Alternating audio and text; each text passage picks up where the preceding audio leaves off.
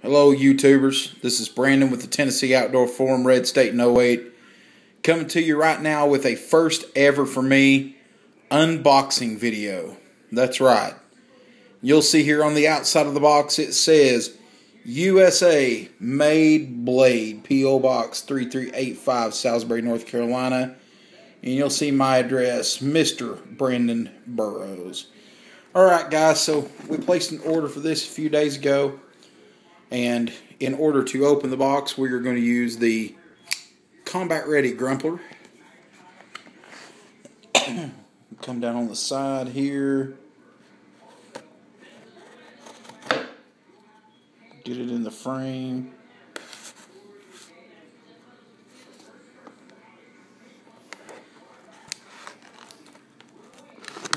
And here we go.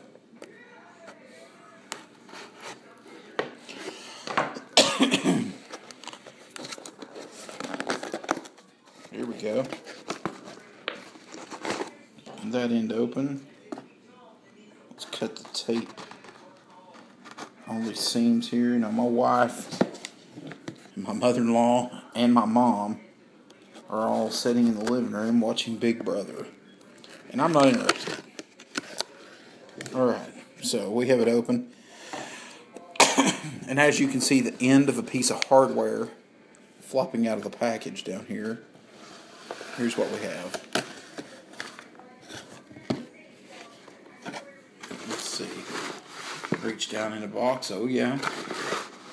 The all-important. Alright. Empty box. So let's see what we got over here, guys. First of all, a couple of business cards. This is for my friend, Mr. Scott Whittington of USA Made Blade. Now, guys, Scott runs a knife shop through the internet. Runs them out of his home. And the thing about Scott and what's awesome about what he does is all the knives that he sells are made in the United States. So they are made in the USA. Everything, every piece, every part of the construction, which I think is awesome. Scott is a veteran, I want to say, of the Marine Corps, United States Marine Corps, and is just a real true patriot. Pleasure to work with. If any of y'all have ever seen the written review and the pictorial review that I did on the ZTO 300, that ZTO 300 was provided by Scott for that review. I've also purchased a couple other knives from Scott, a Essie Azula that I have that came from Scott. I also have a Becker Escobar that I have from Scott that are soon to be reviewed in a comparison. So, moving on with that, in here we have our invoice from USA Made Blade from Scott.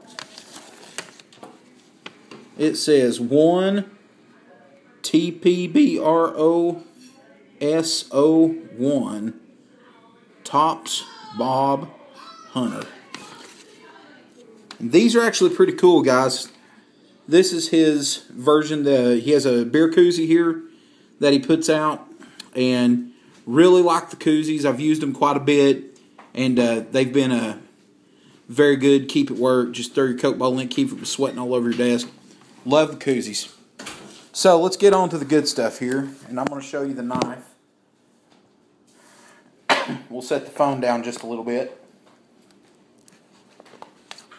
So we're going to set the phone down here just a little bit, and I'm going to cut this open here, and we'll show you the knife.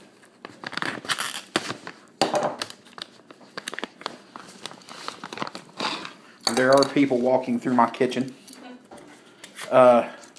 as we do this. So here it is, guys, in the sheath. And I'll talk about a few of the initial takes that I have for it, and we'll go over those. There were several things, guys, when I went to looking and researching different knives.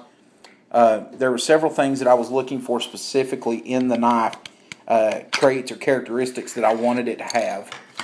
And this knife, of all the knives that I looked at, fulfilled every characteristic, every trait that I looked for in the knife And quite honestly, without me asking or saying, I had a couple of guys that I really respect, Scott being one of those, tell me that if you want the perfect quintessential bushcrafter knife, that this knife is it. And I have to say that I'm inclined from the initial aspect to believe that they are absolutely right, that this knife is very well designed. Now, it's called the Bob Hunter by Tops. Now, Bob is an acronym, and if you can see there on the blade, Fieldcraft by the Brothers of Bushcraft. Brothers of Bushcraft is an organization that promotes and sponsors teaching bushcraft, bushcraft skills, and they do a great work in that. Tops USA, as we all know, is a big name knife manufacturer. They make all their knives in the U.S. As far as that goes. Now, I've never been a huge fan of Tops knives. Tops knives, for the most part, in my opinion, have always been goofy. Specifically, the one that comes to mind in Tops knives, and I know that they have many others, and that may be an unfair assessment for some of their knives that I'm giving it, but I know that some of the other knives that Tops has offered were probably good knives or reasonable, decent knives, but the one that pops in my head automatically is the Tom Brown Tracker. And I'm sorry, guys, I like the movie The Hunted, but that knife is just goofy, guys. It's not a bushcraft knife. It's not one. I don't care how many perks that they say, oh, well, it'll do this, or oh, it'll do this. Guys, that knife is just not a good bushcraft knife at all. With this knife, and I don't have the technical specs on it, but I'm looking here at it. I see that it has excellent jimping on the top of the blade, right in the perfect position where you would want jimping to be. You have, of course, your bow drill divot. That's right here under my thumb there, and that's actually on both sides of the knife as well. You have this lanyard hole, and it looks just like a regular lanyard hole, but the interesting and the unique thing about that lanyard hole is that this lanyard hole actually serves a purpose other than to just stick a cord through for your lanyard. That lanyard hole actually serves the purpose of being a bullet puller. You can stick a rifle cartridge in this hole where this slot is, and if you take that cartridge and you pull down on it, it will pull the round or pull the bullet off there, and the purpose of that is so you can reclaim the gunpowder out of that cartridge and use it for fire starting purposes. If you needed to seal up or cauterize a wound, you could pour that gunpowder in a wound, set it on fire, and cauterize the wound. There's just several purposes that you could use that for, and I thought that was a very useful and unique touch and feature that Tops added on that knife. You'll see here the Scandi Grind, beautiful Scandi Grind on this knife. Show you that side as well. Great. It's got the great finish, real similar to the finish of titanium nitride finishes like you see on the Yessie knives. Down here, one other thing that I saw, now this has gotten mixed reviews from different people, and it's either loved or it's hated, just depending on who you ask. You see here that there's a notch out of the end of the knife, and the purpose of that, it's called a Shengo Notch. The Shengo Notch is in the knife, and the Shengo Notch is actually used as a scraper to start a fire with the ferrocerium rod that comes with the knife and the sheath. The knife does have a magnesium barred ferrocerium rod that it comes with.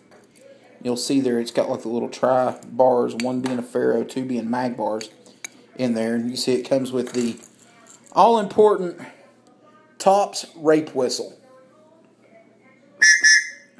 Very loud, positive whistle. But the purpose of that being, guys, is that you would take the Shengo Notch on the knife and it scrapes down the ferro rod, and it will actually throw sparks from the ferro just like you would if you scraped it from your blade. So that's actually a good touch. Now, it does require a little bit of practice to learn to use that item, but I believe that it's a very useful item. It's definitely something I look forward to trying out and working with. I love the sheath on this knife too, guys. Here's why. A couple of reasons. Number one, it's Kydex. Love Kydex, guys, for all sheaths. I love leather. I love the traditional feel and style of leather. But, guys, there's just something about Kydex. It's rough, it's tough, it's rugged. You don't have to worry about it getting wet. It's going to dry out and not soak up water. You can just pick it up and shake it out and go on. The knife pops in and holds snug and firmly in the sheath, as does the ferro rod and your rape whistle. If we look at the sheath and we flip it over, we'll see here, preliminary, you have this belt clip. I don't really like that particular clip. I would like to see it have like a tech lock or something like that on there, which it doesn't. That's okay. One thing that is positive about the way this clip is on there is that the clip will actually spin. And that makes it to where you can carry vertical carry small, or horizontal carry small of the back. And I really like that with that knife. That's probably how I will end up carrying the knife, is like that. And I may end up running me a piece of paracord through these holes to run around the other end of my belt, wrap it around and tie it off. That way I have it fixed on both ends in there. But guys, that's my initial impressions of the knife. We're going to post this up on the forum, and I will have a more formal review of it later once I get to take it out and I get to beat on it a little bit. See what I've got going on and see how it's working out for me. As always, guys, I want to thank you for tuning in. Please remember to come visit us at www.tennesseeoutdoorforum.com. And guys, we'll talk to you later. Have a good day. Bye-bye.